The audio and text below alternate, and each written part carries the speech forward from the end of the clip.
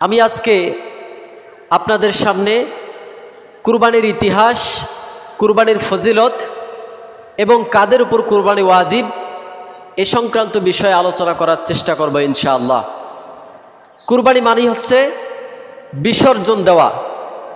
কুরবানি মানে হচ্ছে আল্লাহর সন্তুষ্টির জন্য নির্দিষ্ট কুরবানির পশুকে জবাই করা।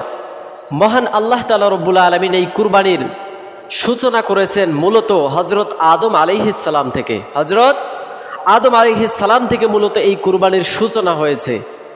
কিন্তু কুরবানিটা ওয়াজিব হয়েছে কখন, কুরবানি আল্লাহ তাআলা ওয়াজিব করেছে কখন, এটা বিষয় জানার দরকার আছে না নাই? আছে।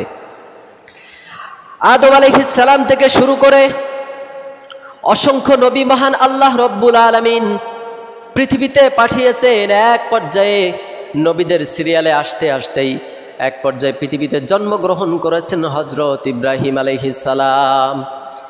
ইব্রাহিম আলাইহিস সালাম নবুয়ত পাওয়ার পর দীর্ঘ সময় যখন অতিক্রম হয়ে যায়, তার বয়স প্রায় 83 বছর।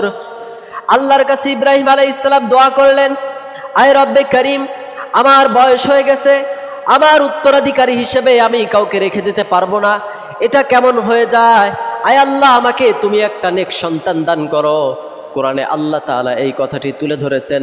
আল্লাহ কোরআনে বলেন, ইব্রাহিম আলাইহিস সালাম আল্লাহ রব্বুল আলামিনের কাছে দোয়া করেছেন, রব্বি হাবলি মিনাস সলিহিন, আয় আল্লাহ আমাকে একটা নেক সন্তান তুমি দান করো। সুবহানাল্লাহ, সবাই জোরে কোন সুবহানাল্লাহ। নেক সন্তান চেয়েছেন কে? ইব্রাহিম আলাইহিস সালাম আল্লাহর কাছে নেক সন্তান চেয়েছেন 83 বছর বয়সে। ইব্রাহিম আলাইহিস সালাম আল্লাহ পাকের কাছে অনেক দিন এভাবে দোয়া করলেন, রব্বি হাবলি মিনাস সলিহিন, আয় আল্লাহ আমাকে নেক সন্তান দান করুন। আল্লাহ রব্বুল আলামিন তার এই দোয়াকে কবুল করে নিলেন। আল্লাহ তাআলা ইব্রাহিম আলাইহিস সালামের দোয়াকে কবুল করে নিলেন। এক পর্যায়ে মহান আল্লাহ তাআলা তার স্ত্রীর গর্ভে সন্তান দান করলেন। যেই সন্তান পৃথিবীতে আসার পর তার নাম রাখা হলো ইসমাঈল। তার নাম রাখা হয়েছিল কি? ইসমাঈল।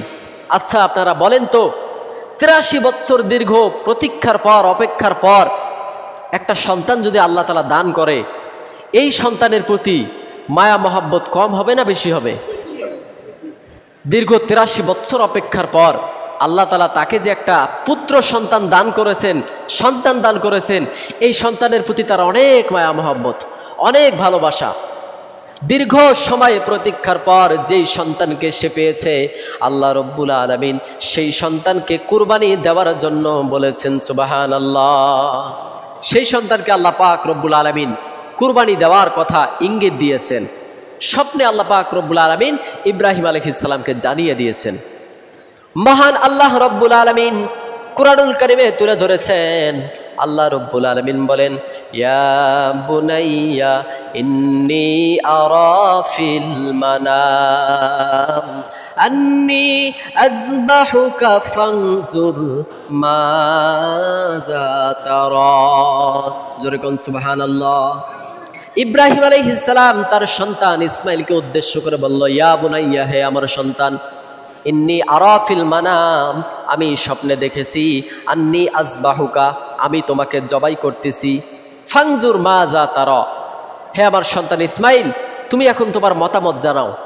আমি স্বপ্নে দেখেছি আমি তোমাকে আল্লাহর হুকুমে জবাই করতেছি, এটা আমি স্বপ্নে দেখেছি। এখন এই স্বপ্নের ব্যাপারে তুমি কি বলো? তোমার মতামত কি, তুমি বলো।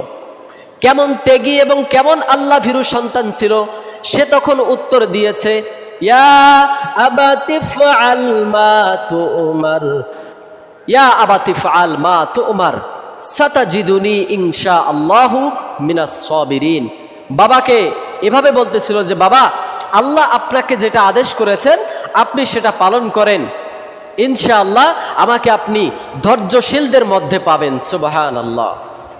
এক পর্যায়ে ইব্রাহিম আলাইহিস সালাম তার সন্তানকে নিয়ে যখন পাহাড়ের দিকে চলে যায় তাকে কুরবানি করার জন্য, আল্লাহ রব্বুল আলামিনের হুকুমে যখন বিসমিল্লাহি আল্লাহু আকবার বলে গলার মধ্যে ছুরি চালাতে শুরু করে দেয়, মহান আল্লাহ রব্বুল আলামিন সেই সময় জান্নাত থেকে একটি দুম্বা পাঠিয়ে দিয়ে ইসমাইলের জায়গায় শোয়ায়া দেয়। সুবহানাল্লাহ। ইসমাইলকে সেখান থেকে কুদরতিভাবে আল্লাহ তাআলা সরাই নেন। আল্লাহ কি আসলে চেয়েছিলেন যে তার সন্তানকে কুরবানি জবাই করে দিবে? আল্লাহ আসলে এটা চাননি। তিনি শুধু ইব্রাহিম আলাইহিস সালামের অন্তরের অবস্থাটা জানতে চেয়েছেন যে আমি তাকে এই পরীক্ষা করতে চাচ্ছি, সে এই পরীক্ষায় উত্তীর্ণ হতে পারে নাকি পারে না, এটাই তিনি জানতে চেয়েছেন। মহান আল্লাহ রাব্বুল আলামিন যখন দেখলেন ইব্রাহিম আলাইহিস সালাম তার পরীক্ষায় পাশ করেছেন, আল্লাহ রাব্বুল আলামিন ইসমাইলের বদলে একটি দুম্বাকে সেখানে জবাই করে দিলেন।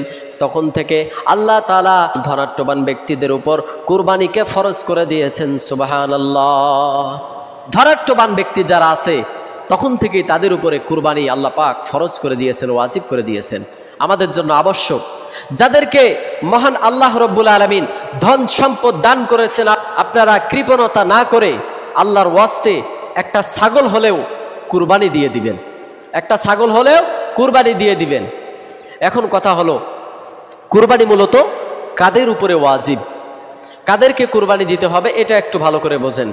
এর আগে আমি বলেছি যাকাত যাদের উপরে ফরজ, যে 7.5 ভরি স্বর্ণ অথবা 52.5 তোলা রূপা, এর অর্থ পরিমাণ সম্পদ যদি কারো কাছে জমা থাকে তাহলে তার উপরে কুরবানি দিতে হবে। যার মানে সহজে বুঝবেন, আপনার কাছে 60-70 হাজার টাকা থাকলে আপনাকে একটা কুরবানি দিতে হবে। এর চাইতে সহজ আরো কিছু আছে? আর কিছু বলতে হবে?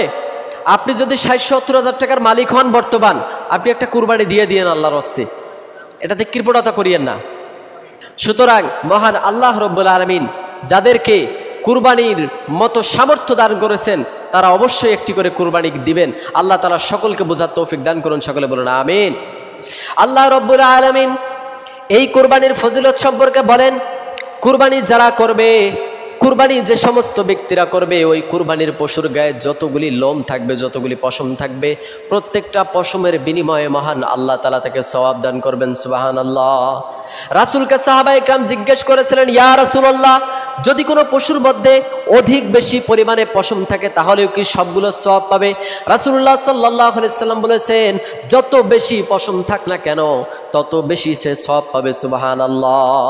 তাই বলে আবার এটা বলবেন না যে যেই পশুর গায়ে কোনো কারণবশত পশম নাই সেটাতে হয়তো সওয়াব হবে না। পশমের জায়গা যতগুলো আছে ততগুলো সওয়াব আপনি পেয়ে যাবেন। সুবহানাল্লাহ। আপনি একমাত্র আল্লাহর সন্তুষ্টির জন্য কুরবানি করেন। বোঝার বিষয় হলো, এই কুরবানির গোশত এমন নয় যে আপনি খাইতে পারবেন না। আল্লাহ তাআলা এরকম বিধান দিয়েছেন যে আপনি যদি চান কুরবানির সম্পূর্ণ গোশত আপনি একাই খাইতে পারবেন, আপনি নিজেই খাইতে পারবেন আপনার পরিবারকে নিয়ে, কোনো বাধা নাই, কোনো বাধা নাই। মাসালা এভাবে আছে, কুরবানির পশুর গোশত সম্পূর্ণ আপনি নিজে খাইতে পারবেন। শুধুমাত্র আল্লাহ চায় আপনার সেই ত্যাগটা, যে আপনি আল্লাহর জন্য একটা পশুকে কুরবানি করেছেন, এইটা শুধু আল্লাহ দেখতে চায়।